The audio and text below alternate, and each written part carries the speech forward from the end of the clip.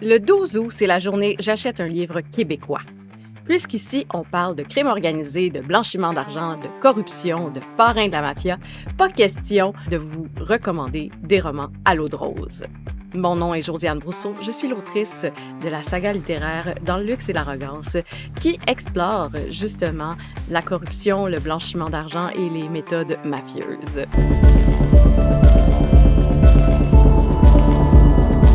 Voici 4 incontournables si vous avez soif de lire du true crime et des histoires de pègres locales. Le numéro 1, c'est Mafia Inc. de André Cédillo et André Noël. Ce livre-là aussi a été amené au cinéma. Qui disent que vous êtes le parrain de la mafia canadienne. Je suis toujours prêt à aider les autres.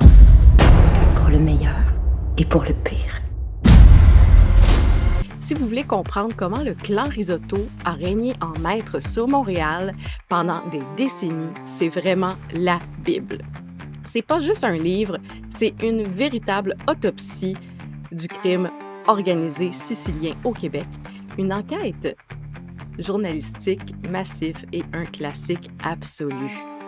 Le numéro 2 sur la liste, c'est Gangster et Mafiosi, toujours du duo Cédillo et Noël.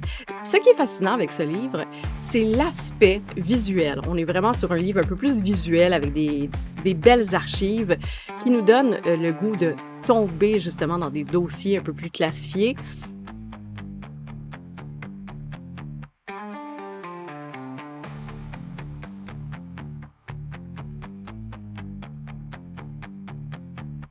Pour ceux qui aiment fouiller dans le passé criminel, c'est un must dans votre bibliothèque. Mon numéro 3, c'est Filles et femmes de mafiosi de Maria Mourani et de Milena Di Mauro. C'est la véritable version québécoise de la Mob Wife. Et Milena est la fille de Joe Di Mauro, un des mafieux les plus influents du Québec. Elle raconte l'envers du décor. C'est brut, intime, ça montre le vrai visage des femmes qui vivent dans l'ombre du pouvoir. Vraiment un must à lire. Et si vous avez vu le documentaire Lié par le crime... Milena Di Mauro, fille et femme de mafioso. Mon père, c'était Joe Di Mauro. Elle parle un peu de qu'est-ce qui s'est passé dans son passé de fille et de femme de mafieux. Et finalement, le 4e, je prêche pour ma paroisse, le calme. Si vous aimez les enquêtes immersives, les histoires de pègres montréalaises, c'est le trailer psychologique, ou plutôt un true crime fiction, que j'ai écrit inspiré directement de la Rive-Sud de Montréal. On suit 2 journalistes, Sloane Mercier et Louis Cerisier, qui plongent dans la vie de Mike Hudon. Son rôle, il devait garder le calme sur Montréal pendant les guerres sanglantes des motards et de la mafia des années 70. Ça se lit comme un vrai dossier true crime, mais en fiction.